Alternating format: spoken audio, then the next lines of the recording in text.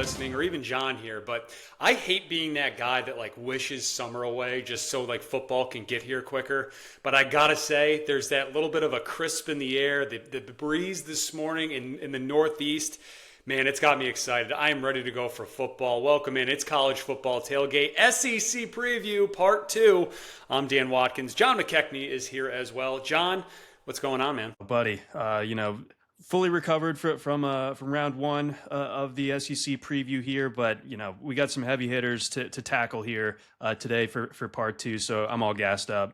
Yeah, me too. I'm glad you mentioned heavy hitters here because I started thinking about, after we wrapped up part one of the show, of this SEC preview here, I'm thinking to myself, I feel like I can make the case for several different teams here in this conference to get to Atlanta and possibly win this conference this year. And it feels to me like the SEC might be deeper than it's ever been as we head into 2025. So 10 out of the last 11 SEC champions are either Georgia or Alabama. We have that one outlier with LSU in 2019 out there. John, looking at this odds board, man, you go down, I feel like there's 5 or 6 teams, maybe even a 7th if you're really high on an Auburn or Florida or Oklahoma, that you can make the case that they have a shot to actually win this thing if the dominoes fall in the right way. Exactly. I think in the expanded conference now and just the kind of spreading out of the wealth as far as talent is concerned, where you don't necessarily have an Alabama team that their second string is going to be better than most teams' first string type of thing. You do have legit shots from all across this board. I think Ole Miss is if not for a couple missteps last year, they're right in that conversation. Texas A&M, I think that Mike Elko is the perfect bizarro version of Jimbo Fisher for that program, just a no-nonsense guy that gets them to play, good team football throughout. LSU has, an embarrassment of riches, especially on offense. And we talked about the two potential Superman candidates at quarterback in Lagway and Sellers yesterday that can kind of transcend, some otherwise shortcomings from the rest of that roster. Because sometimes if you just have the singular best player on the field, it can really override a lot of things in college football. Well, absolutely. You basically just took the words out of my mouth, and I'll pull up the odds board here for us so we can take a look. Where do you draw the line here when it comes to the SEC? I feel like if you told me you had an Oklahoma or a Florida ticket, I wouldn't look at you like you're a madman. I would look that's probably a decent value of two teams that are supposed to be on the come. I'm surprised that Auburn has a little bit of a better price than Florida or Oklahoma, but there's just so many different teams you can make a case for. It feels like South Carolina is getting a little bit disrespected. FPI has them at number 11. I know they're a top 15 team in the polls, but the odds have them at 33 to 1, something like that, which is longer than both Auburn and Oklahoma. I think I like South Carolina's chances just a little bit more than both of those. I think Auburn is probably where I draw the line. 28 to 1 to me doesn't make a ton of sense. I know that I was gassing up the potential of them playing spoiler a little bit, but that doesn't mean that I'm convinced that they are contender necessarily. So on FanDuel, you got them at 19 to 1 there. Ole Miss is interesting as always. I bet them to win the SEC a year ago, and they crashed and burned in epic fashion, as we all remember. LSU certainly interesting there too. Texas A&M we'll talk a little bit more about today. Dude, I love Mike Elko so much, and we'll get into that in a few minutes. But all right, I think let's talk about the Alabama Crimson Tide here. Kaelan DaBoer enters year 2 in Tuscaloosa, and as you've probably read by now, if you are, just a college football sicko or someone that's just trying to learn more as we head into this season, that, Kaelan DaBoer has a lot of success in year 2. He won the national championship there in his second year at wherever he was in the FCS, and then he goes to Washington and he takes the Huskies all the way to the national championship game with Michael Penix leading the charge there. So 9.5's this win total, John. They're third on the odds board for the SEC championship. What do you make of the Crimson Tide heading in here to 2025? So I think that that there's a lot to replace, but it just I think it suits DeBoer a little bit better.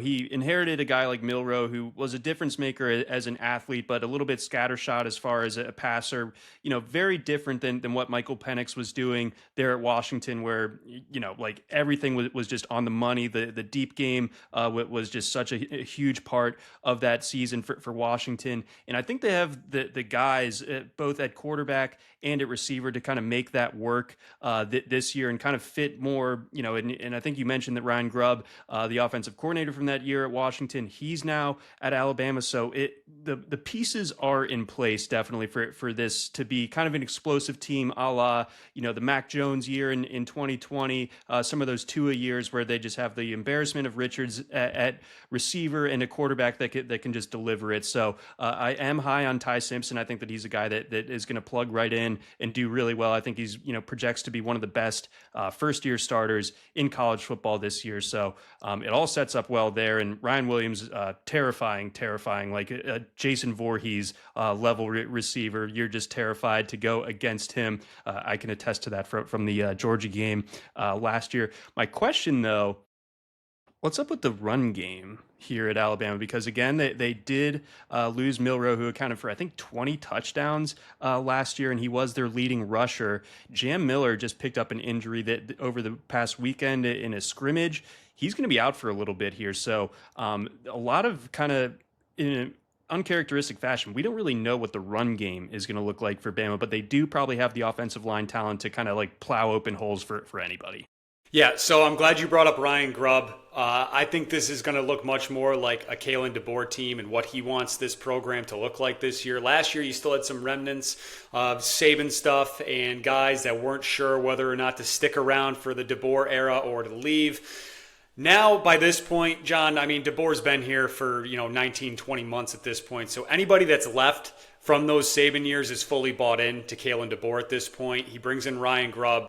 I think this offense is going to look much different this year. I like the Ty Simpson move at quarterback as well. He's going to have quite a bit of pressure on him, but as long as he takes care of the football and doesn't go full Jalen Milroe here and have 11 interceptions and make some really costly plays, I think this is going to look really nice. And he's going to be a big impact with his legs too, as he can scramble. Not to like the Milroe level, but I do think that's going to alleviate some of that pain that's going on in the learning curve with that backfield. The Jam Miller injury is interesting, but from what I've read, it sounds like he's going to be back by that Georgia game at the end of September. Yep, it all lines up for that as it usually does for Alabama. They'll still be full speed ahead for that one, and don't cry too much for them. They do have A.K. Deer, the freshman, who I think was like a top 3 running back recruit in this class. I'm not sure if he's ascended the depth chart just yet, but we'll see him in some of those kind of laugher games early on in the season, I would guess, and he might shine enough to where it's like, okay, Bama's fine there. Yeah, definitely. And as you mentioned, that offensive line is great. Caden Proctor is one of the best tackle prospects in the country. And then we haven't even talked about the defense either. I mean, I really like the pieces that they brought back on defense, especially a linebacker. Like, I know you probably hate to think this and see this, but this sets up very nicely for Alabama to get back into the playoffs this year. I will be surprised if they don't. And I think, but we were talking about like coaches with pressure on them, like the pressure is real for this team. You lose 3 games last year. You lose to Vanderbilt. You lose to a bad Oklahoma team. The Tennessee game was also, kind of like if you wanted to make like a greatest hits of Milroe failures, like, you pull that game right up. But they do get Tennessee at home this year. Going to Athens, I think, is the biggest hill for them to climb this year. And I think that mentally, like they're not really scared of going anywhere. So that if they win that game, I think we're looking at 11 wins probably for this Alabama team. Yeah, so when it comes to their odds in the futures market, you got them at 5-1 to win the SEC. You got 9.5 or 10-1 to win the national championship. They're minus money. I think minus 164 on FanDuel might be the best price there for them to make the playoffs. So the expectations are high. And let me pull up Alabama's schedule here for us if I can find where my screen is right now, because that's always just so much fun. But here we go. So as you mentioned, we got that Georgia game coming up towards the end of September. But they open up at Florida State, and we've both talked about so far how this could be very ugly for FSU in this game. I mean, Castellanos running his mouth there, that Saban's not there anymore. But Alabama, I think, John, they have a chance here to really flex their muscles in like the first half of this schedule and put people on notice. Yeah, and poor Wisconsin going down to Tuscaloosa. That's going to be a bloodbath. I will ask you, and maybe this is kind of gambling brain creeping in a little bit here, but you talk to people in the college football world. Have you heard anyone giving Florida State a modicum of a chance in that game? And yet the line has stayed true at like 13 and a half all summer. You would think all the money is just pouring in on Alabama. Why is it staying there? I don't know. Right? I mean, no, the only people that I've talked to that are giving FSU a chance are, I got some buddies that are Florida State fans. Yeah, and exactly. That's about it. No one that actually, is in the betting space, putting out content or anything like that I've talked to. No, this like Alabama at 13 and a half might be one of my favorite plays for week one when we do our week one preview show next week. Exactly. Like it's one of those things, and this will be a recurring theme on the show this year when we're doing weekly picks, but it's like, I like it too much a little bit. So I like it so much it scares me when it comes to Bama against FSU. Yeah, that might be a game, and I think that this just kind of dawned on me, maybe a little a segment idea. We have to find Ronco, the old clip there, and just set it and forget it. Like, make that play and just forget about it. Don't even look at it again and overthink it there. But I like Alabama in week one. I think they can get really rolling here. And, I mean, outside of that trip to Georgia, like, where do they slip up? I mean, maybe at South Carolina in October could be interesting, but they get LSU at home. They get Oklahoma at home. Auburn, it does get a little wonky when things there are at Jordan-Hare, as we talked about. But, yeah, I really like the over 9.5 for Alabama. Yeah, objectively speaking, I think that Bama will be favored in most of those games and should win those games. Like my voodoo take about Auburn notwithstanding, I think that Alabama on paper should beat Auburn rather handily. Although rivalry week, particularly that one, gets a little bit crazy, especially when it's at Auburn. But all told here, I think that this sets up really nicely for the Tide. And given the offenses on both Alabama and LSU, excited to see the total when that gets posted for that game. Absolutely. And then that game always has that like ability to also be like 9-6 at the same time. I feel like those days are over now. They could be. That's pre-college football playoff era, when they would just line up and rock fight each other for 4 hours. But I remember being at a party in college that night, and like they had the game on like upstairs in the living room, and like you'd go up from the social and like just to check, and like it's like 0-0 like entering the fourth quarter. Like it was absolutely bonkers. Like I still remember that night in that game, which was just insane with those two defenses. Yeah, it was like the meme of the guy poking something with a stick. It's just like, do something. Like, what's happening? Why is there nothing going on in this game? Exactly. So I'm glad you brought up LSU, and it just kind of turns out that we're basically, I know there's no SEC East and West anymore, but the way I just totally organically made these two previews for us, we kind of did the SEC East in part one for the most part with Georgia, Florida, South Carolina, Tennessee, and now It just so happens that we're going through the SEC West here, or the old SEC West rather, and we're going to talk about LSU and Brian Kelly's squad. Their win total sitting at 8.5 right now, minus 150 to the over on DraftKings, the under at plus 134 on FanDuel.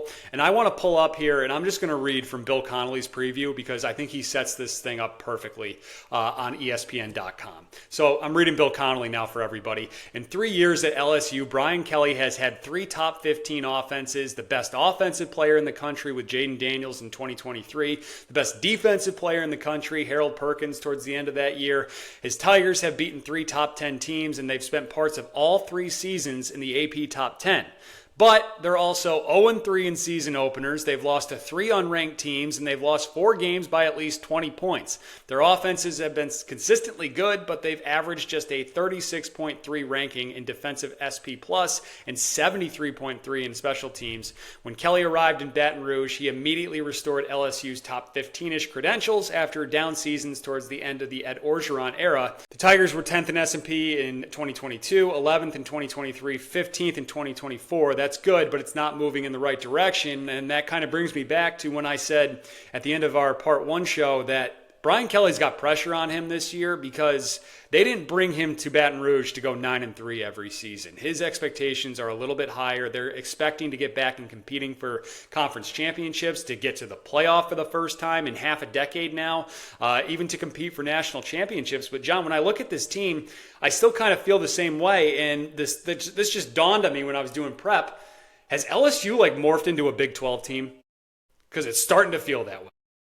Boy, I mean, the defense is the issue, and that's weird because for the longest time, you could circle at least one guy from every level of that LSU defense and be like, oh yeah, that's a freak, that's a classic LSU defender that we're going to see on Sundays for a long time. Other than Harold Perkins, I'm not sure that guy is really there. Although I guess they did bring that linebacker with them to media days.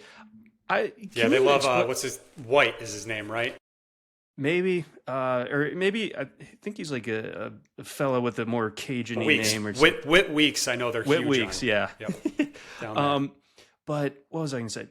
When it comes to Harold Perkins, can you think of a weirder career arc for a guy that was so on the radar right away as a true freshman? It's this guy is unbelievable. If he was eligible, he'd be drafted in the first round this spring, and he's kind of disappeared. Why can't their defensive coordinator figure out the right and optimal way to use him? All you have to do is turn on the tape from his freshman year, and it's okay, just do that again. But it feels like they've kind of overthought Perkins and it to the detriment of this defense. So I think the song remains the same. This offense is going to be able to print points, print yards. Garrett Nussmeier, I think year 2 taking over this offense.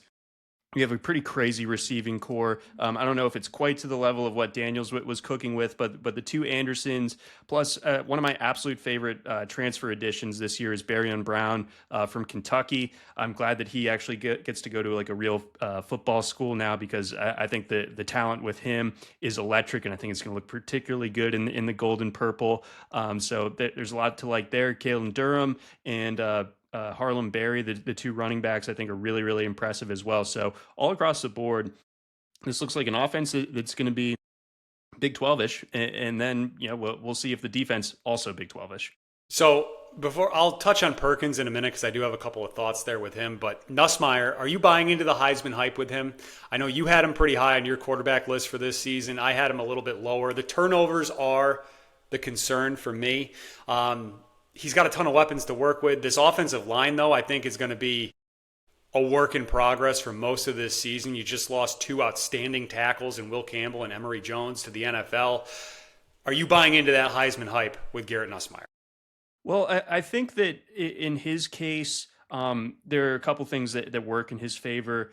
For one, as Jaden Daniels proved, and as Travis Hunter proved last year as well, you don't have to be on the top ranked team to be in Heisman consideration anymore. I think in this particular era now, especially with the expanded playoff, if Nussmeier can get them to the college football playoff, that alone is going to put him in position. And I think that there are those proverbial Heisman moment type of games on this schedule. I think it starts against Clemson. If Nussmeier can go toe-to-toe with Cade Klubnik and come out on top on the road at Clemson and reclaim Death Valley for LSU, that I think is going to really kind of set things off as far as the Heisman hype for Nussmeier. I think the production is going to be there. Can he have those Heisman moments in those big games for LSU? Yeah, absolutely. I mean, you can even say that almost verbatim for Cade Klubnik in that game too. That's going to be I feel like that's going to be a huge swing game right there in week 1, that first Saturday night. Harold Perkins, so you started talking about him a little bit. I think the injuries have definitely played a factor with him. He's been banged up the past couple of years. He seems to be fully healthy here.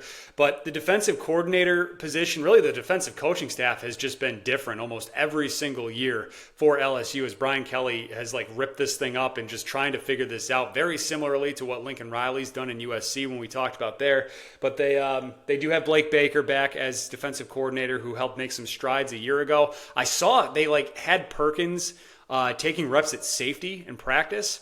I don't know if that was just joking around or if that was a legit thing. I mean, maybe he's cut a bunch of weight and he's morphed into one of those tweener guys now that we see a lot in modern football. But yeah, if Harold Perkins can get back on the map, I mean, he's going to be a round one pick next year in the NFL. Yeah, the tools are absolutely there. It's just kind of on this LSU staff to kind of maximize them. But a defense requires a full concerted effort, so that we're going to need to see some guys take step forwards, on that defensive line, in that secondary, in order for me to really believe that this team, is anything more than what we've just seen the last couple of years under Kelly, where yes, they can score, but you'd never really trust them to win those coin flip games. So let's look at their schedule here. 8.5 is the win total. That week one game is huge at Clemson. Brian Kelly 0-3 in week one games, as we've talked about here. But this road schedule, John, is pretty tough. You got to go at Clemson, at Ole Miss, who's going to be ready for revenge after a year ago, at Alabama in November, at Oklahoma to finish off the season. Plus you bring in Texas A&M and Florida to Baton Rouge. I do think LSU is going to be better, but I don't know if I can get them to 9 wins right now. They have to go 2-2, really, in those three. Or no, they can go 1-3 in those road games, but they would have to go undefeated at home and can't have a slip up there. I think the margin's just a little too tight. Yeah, I think you're probably right. I'm open to the possibility of this team taking a step forward with the experienced quarterback, and the defense you just got to be middle of the pack, and the offense can do the rest and clean up the turnovers. But, as it stands, like you said, with this gauntlet, I think 8 wins is probably the expectation. Yeah, I agree with you. I mean, if you want to go nuts and you really buy in on this team, you can prove me wrong. And I probably couldn't blame you if you want to take a ticket on LSU at plus 650 to win the SEC. The talent is there.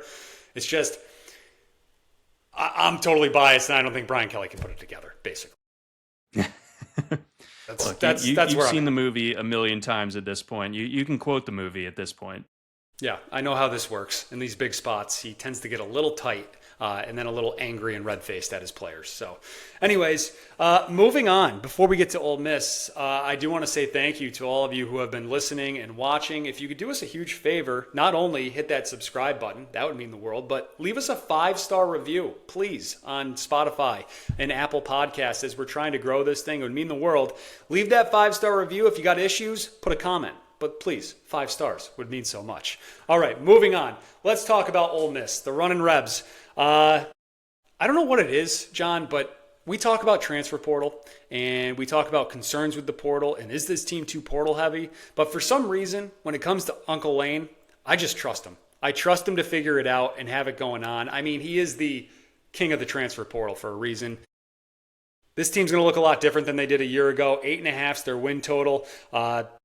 Pretty standard juice on either side. So the books are also looking at this okay, they're going to be right in there. 8-9 wins probably again, as Lane Kiffin's done some great things in Oxford to really build up this program here. I know you're huge on Austin Simmons, so by all means, take it away.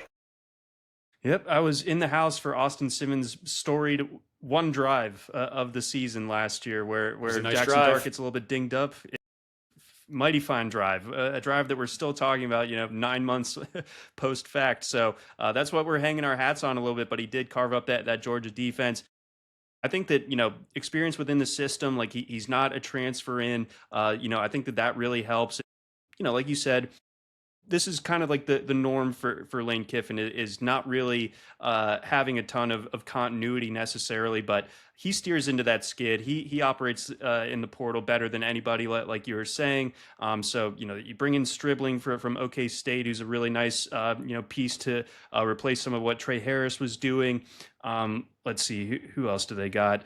They brought in Trey Wallace from Penn State, who I know we were bagging on Penn State's receivers, but he was the only one that did anything last year. So that's a good get for them as well. I think that, they really like what Pete Golding is doing on the defensive side. They just gave him a huge bag this offseason as well. So the Landshark defense could be a thing there in Oxford. And yeah, I just think that ultimately Simmons and Kiffin, I think it is just a powerful enough duo to where like Ole Miss is going to be real scary on offense again, kind of like what was the story was last year. What was different about Ole Miss last year versus years prior? The defense was actually really good as well. They were really good at getting after the passer. So if that can continue this year, I think there's all the reason in the world to be bullish on this Ole Miss team. And the pollsters seem to be a little bit cooler on Ole Miss. Maybe they're not buying in to Simmons as much, but the computers do like Ole Miss. So I think Ole Miss is like 15 and 21 in the two polls. In both SP and in FPI, they are 10th. So that a bit of disparity there, but I'm willing to more so listen to the computers on this particular case and buy in that what Lane has going there is going to sustain for another season here. So a couple notes here on the Rebels. They're coming off back-to-back 10-plus win seasons for the first time since 1959 and 1960. I mean, they've done some great things here. Just 3 losses a year ago by a combined 13 points. Now, they did basically trip over themselves in a couple of those games and just did a little too much, tried a little too hard, I feel like, in that Florida game. The LSU game, I can't really – they had a lead there, but, like, that was like their 8th straight game to start the season without a bye on the road in Baton Rouge at night, so I can't fault them in that one. And then – what else? The Kentucky loss was pretty much inexcusable as well. That's the unforgivable one. That's what cost them in the end. Right. Yeah, they would have been 10-2 and probably would have gotten that 11th or 12th seed there. Really manageable schedule this year. If Simmons is legit, John, I think they smash the over at 8.5 here. I mean, you look at this, like, you have to go at Kentucky week 2, right? I mean, they're going to be ready to go for that one. I think they're going to go in there and get revenge for a year ago. But they get LSU at home. Yes, they have to go to Georgia and Oklahoma, but they get Florida at home as well. I mean, they don't have to play Alabama or Texas A&M.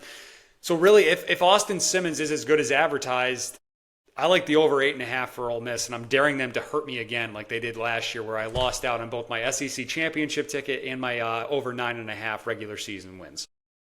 Yeah, I'm seeing double-digit wins here once again for this team. I just think that this offense is going to be nasty. I just think that, at this stage, you got to trust what Lane Kiffin has built there at Ole Miss. And I know it kind of took him a while to recover the image after, kind of getting tarmacked at USC or whatever. But, he's really found his home there in Oxford and turned them into a bit of a bully there. So I think that 10 wins is very much on the table for this team.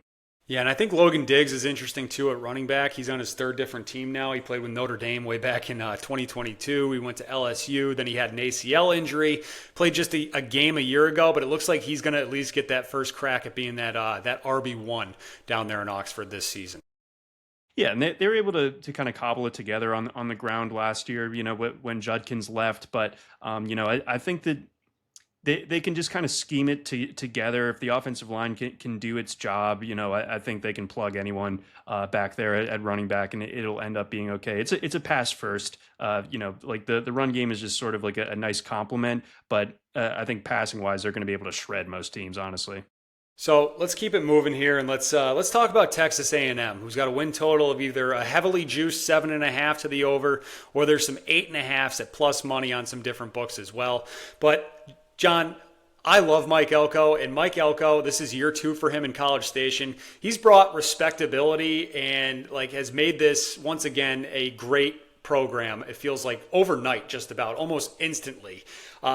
People forget they had the chance to play their way into the SEC title game a year ago in that game against Texas. If they could have won that one, they would have been in Atlanta taking on Georgia in the SEC championship game. I mean, it really feels like Mike Elko has rebuilt this thing on the floor. It's amazing what he was able to do in year 1. I think you can't draw a better spitting image of a team that falls short of its expectations and not maximizing the talent than what Jimbo Fisher did. He had recruiting classes that had Nick Saban absolutely tilting And Best class ever. Remember? The best class of all time. And they don't do anything, and then a bunch of them leave when Jimbo gets canned, and the guys that stuck around, and are willing and able to play some hard-nosed football under Elko, they've seen the light now. So I think that this is an A&M team that is going to be a tough out for everybody this year. I think that the schedule sets up pretty favorably for them as well. If you're bullish on this A&M team, I couldn't fault you, but I am a little bit too high, I think, on teams like Ole Miss and Alabama, to where I'm going to have to circle some losses in there for one Someone of has these to lose, kind of elite teams. right? Yeah, exactly. And for me, it is still A&M, although Marcel Reed, I think, could make me look pretty foolish for that. Yeah, so Bill Connolly pointed out that of the freshman quarterbacks last year, guys like DJ Lagway, Marcel Reed actually had the best season when it comes to quarterback ranking. Now you pair that with a veteran offensive line that I think is really good and a very, very deep running back room. I think this sets up where Texas A&M is going to try to bully you, and that is exactly the kind of football that I think a Mike Elko team needs to play if they're going to be successful. Yeah, I think that's definitely true. I wish Marcel Reed was a little bit bigger. Once we were doing our research for this, 6'1", 185. I feel like for a guy that runs as much as he does, I'm a little bit worried about him holding up, but he is extremely effective as a runner. We'll see how that works out. And we need those running backs to stay healthy. I mean, that was such a huge issue for them last year with Owens and Le'Veon Moss getting dinged up at different parts of the season for them. So if it can stay healthy, that sets up really nicely, I think, for this A&M offense. I trust the defense. I trust a defense that is, kind of masterminded by Elko. And like you said, the offensive line, if you look at the second team all preseason SEC, it's littered with Aggies on that offensive line. So that's something they can hang their hat on as well. Yeah, and that just kind of brings me to my next point with Marcel Reed, that he needs to stay. I feel like he needs to stay in the pocket a little bit more and not get baited into some of those mistakes. And he's got the offensive line in place there where that really shouldn't be an excuse for him to think that he needs to make a play every single time he drops back to throw the football. I wanted to touch on their wide receiver room a little bit. They brought in some guys in the transfer portal. I remember you bringing up Casey Concepcion leaving Louisville in our ACC preview. He is transferred to College Station. Do you like that pickup for the Aggies? I do, and I think that people can look at the two seasons that Concepcion's had and at once be really impressed by the true freshman year, and second be kind of concerned by what last year looked like. But I think NC State basically was out of other options, and they had to just do a gimmick offense for the most part. So that's why Concepcion was getting peppered with all these targets, but had the 5 yards per target, something like that. I think that we're going to see a season from him that's more in line with the freshman year as far as efficiency is concerned. I don't think he's going to be quite the target hog that he was. I don't think A&M is going to throw it quite as much as NC State did that year, but I do think that that's a solid slot addition for them. And I like Mario Craver as well. You had to kind of pay pretty close attention to find anything that you liked on Miss State last year, but he was one of those guys. I like that addition as well. It's kind of a sneaky, wait a second, this guy actually has some juice now that he's playing on a team that I actually care to watch every Saturday. So as I'm looking at A&M's schedule here, I think it sets up where if they can take care of business at home, and I apologize for those of you that are watching on YouTube, we're having a little bit of a technical difficulty with our screen share capability right now, but do yourself a favor, just pull up Texas A&M's schedule. Take a look at this. All their big games are on the road here. They do have to go to Notre Dame in September, week 3, where the Irish are going to be off of a bye. They have to go to Arkansas, to LSU, to Mizzou, and to Texas. But I think to get to that either 8 or 9 wins, John, they can take care of business at home here. You get Auburn coming in, you get Florida coming in as well, and South Carolina all at home. If the Aggies can just hold their ground at Kyle Field and win their games at home, they should be able to get to this win total, because I do think they might be able to pick off either an Arkansas or an LSU on the road, or Missouri as well. They might even give Notre Dame a run for their money up there too, just to get some revenge for from a year ago. And we've seen Marcus Freeman slip up in some of these September games here once or twice or 3 times in the past. But what do you make of the schedule, the win total here? Can you get them to 8 wins, or do you have some reservations for the Aggies? Yeah, I think that it's interesting that the books are hanging either a 7.5 or an 8.5. I'm definitely more comfortable like taking the over at 7.5 than I am at 8.5. Still have a little bit of reservations here. I think that this is a 4-loss team more likely than not. But again, I could be proven wrong, but gotta find some L's in here somewhere. And I think that from this particular group, and I think a couple of them I put on A&M's ledger. So give me 8 wins, 8-4 for this team.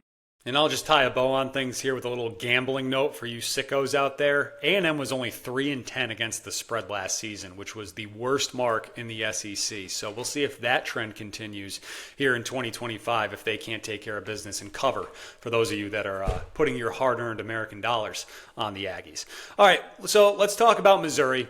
6.5, 7.5 is their win total, kind of the same thing as A&M, where it's heavily juiced at 6.5. You got a plus money at 7.5 out there. Eli Drinkwitz, John, he's done a great job here, but my big concern is that with Brady Cook, who basically became like the miracle man for Mizzou the past couple of years, and Luther Burden now gone, can he keep building on this team? I mean, they've had 2 really good back-to-back years. Drinks seems to think that he can. He says this is his most talented squad. They open up with 6 straight games at home. They get a bye before Alabama there. But I got some question marks when it comes to the offensive side of the ball. I do too. It's felt like they, really are kind of going all in on Bo Pribula. And I don't, Pribula kind of made some waves by transferring before Penn State went to the college football playoff, but he kind of had to do that. But Mizzou, obviously made a big play for this guy who. He reminds me alarmingly of Trace McSorley. Like, how Dylan Raiola kind of like apes off of the Patrick Mahomes thing? Like, especially when Pribula was at Penn State, it's like, okay, you got to calm down with the McSorley stuff. Like it's kind of alarming to me. So he's like a springy athlete. I think he's like really tough. And I think that was kind of one of the Brady Cook calling cards is like maybe he doesn't have all the talent in the world, but like he was just such a gamer there at Mizzou. So I think that Pribula can kind of do similar things as far as that goes. They bring in Ahmad Hardy at running back, who I think some people are pretty high on as well. But losing Luther Burden, I think, is a really big deal, even if he didn't have like the year that a lot of people expected last year. So this is a team that just confuses me, Dan. Like, I was all in on this team last year. I thought the schedule was really soft and set up really well in their favor. I loved what they had done in 2023, having beaten Ohio State in the bowl game and everything like that. So it's like, okay, like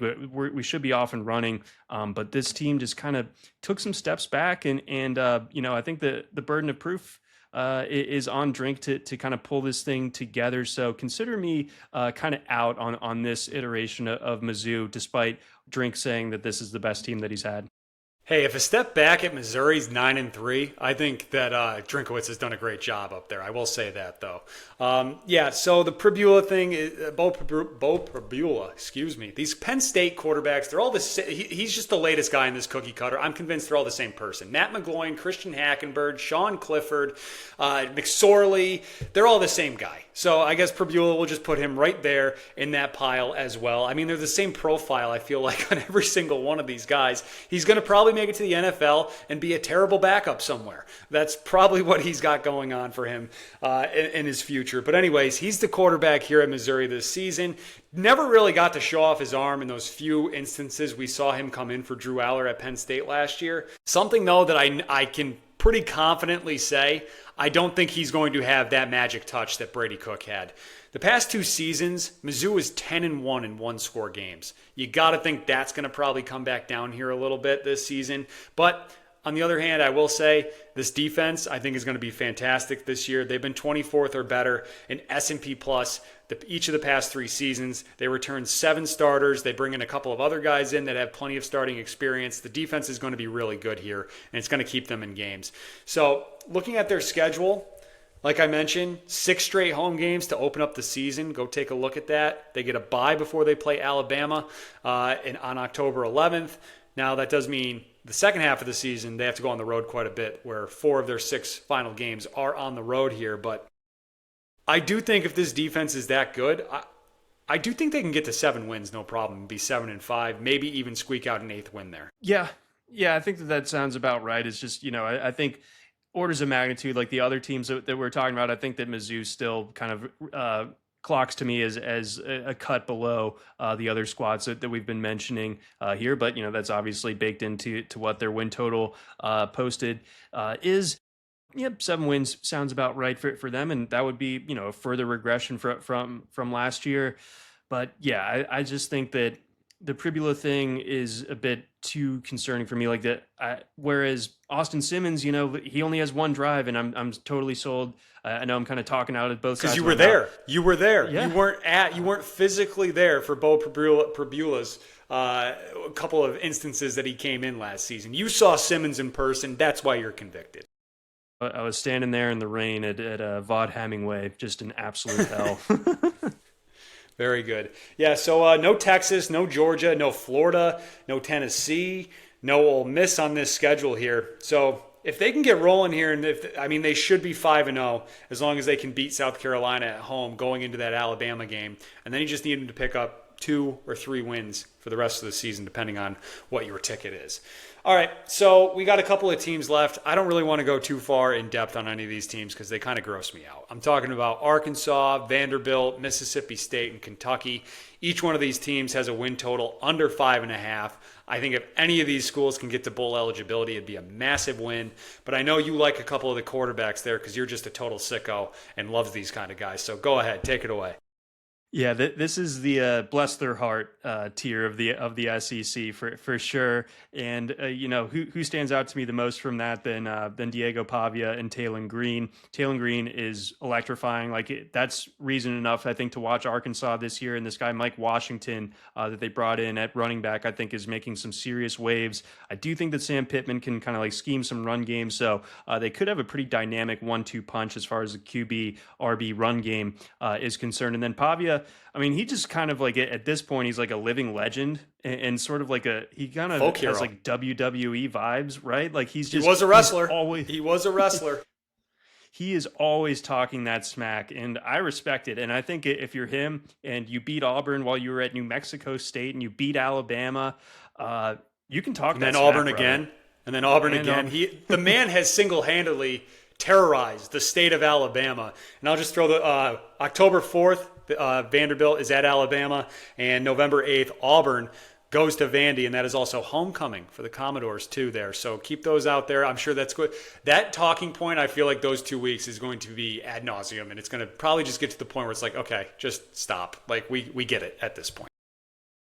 Yeah, I fear that the rematch with Alabama is going to look like this one scene in The Simpsons where Milhouse passes a note that gets intercepted by Nelson. And Nelson reads it, looks back at Milhouse waving, and then the next scene it cuts to Milhouse being wheeled into the ambulance. So I think that that's kind of what the Bama Vandy game is going to look like this year. But I think Vandy, nonetheless, plucky, deserving, and worthy of everyone's respect every single time that they're game planning for them. And Eli Stowers, one of the best tight ends in the country as well. But Kentucky, I feel bad for Stoops. It seems like this particular era of college football just isn't going to treat Kentucky football well. I think that they're just going to have to, lean into who they really are as a basketball school. So the football team kind of gets left twisting in the wind. Zach Calzada going to be the starting quarterback there. He beat Alabama in 2021.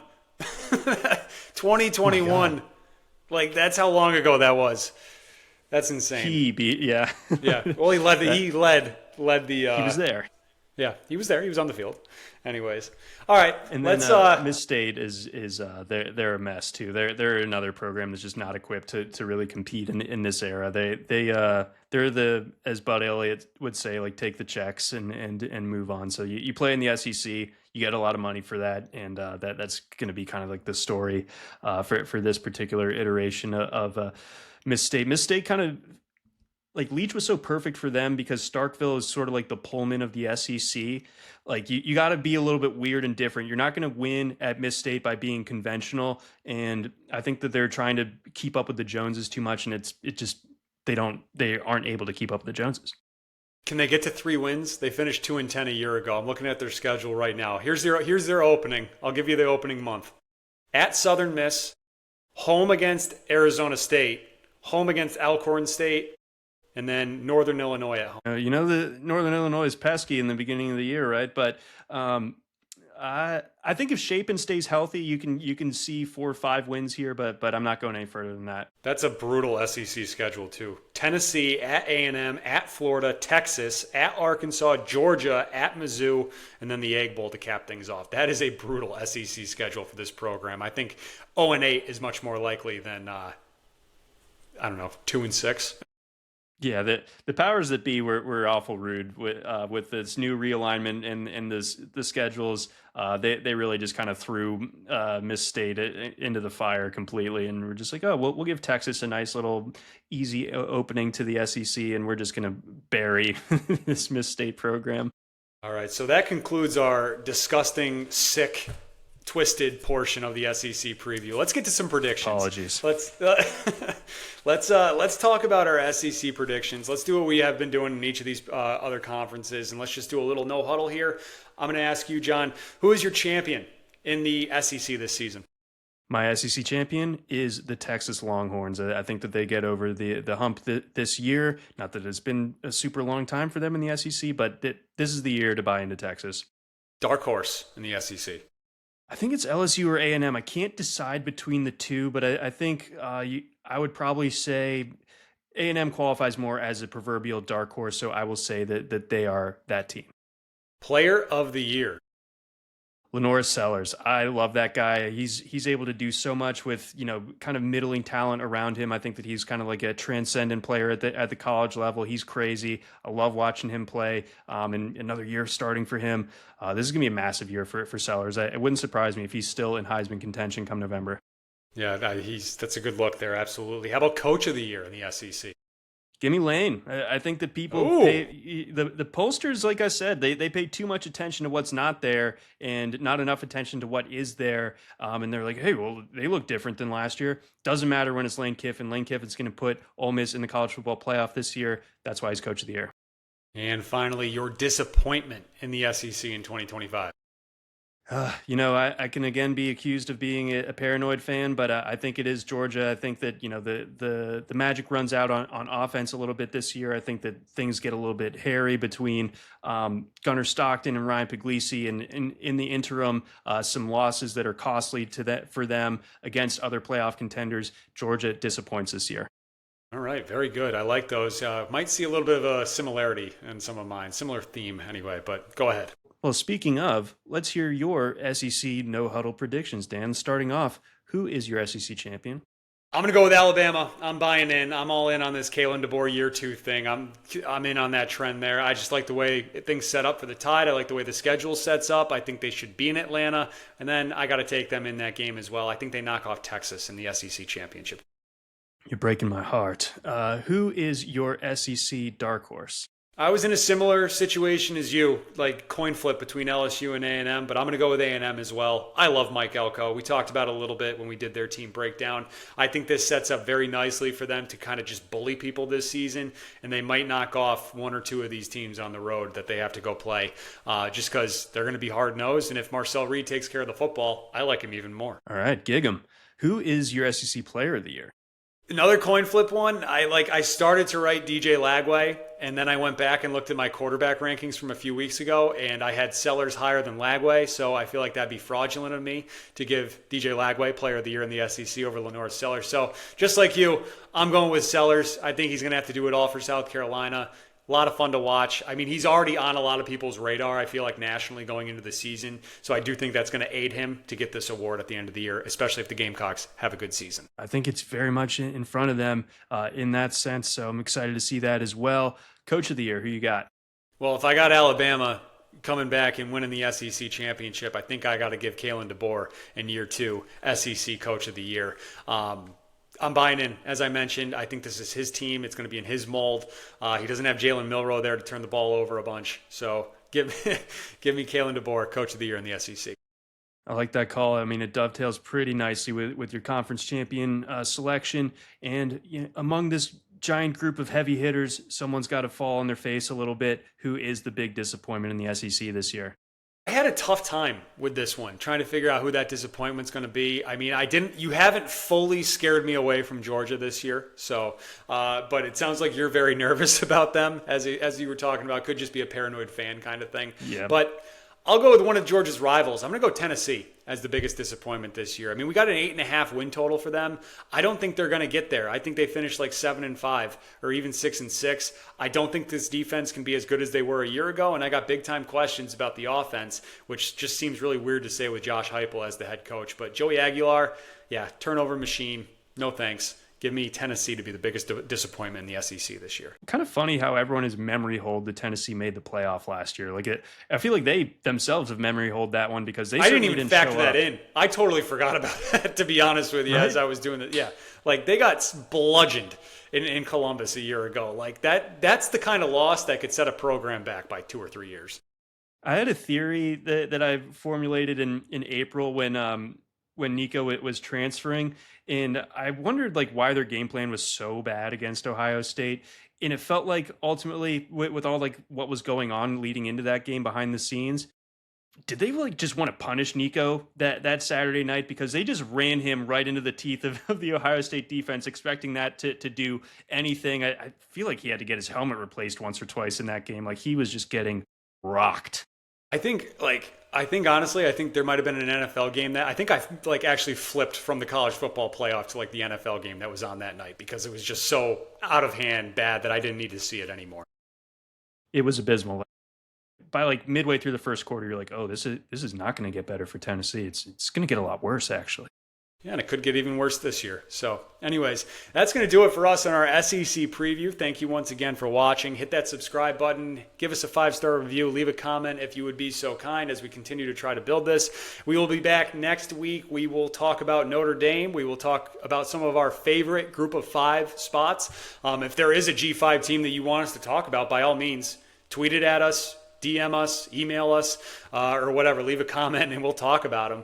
And then we'll do our predictions, full predictions for the season. We've given our conference champs, but how do we think the playoffs going to roll out and round out, rather? Excuse me. So we'll do that next week. And then, of course, week 1's here as well. So we got to talk about that too. So plenty to talk about next week. John, pleasure as always. My pleasure.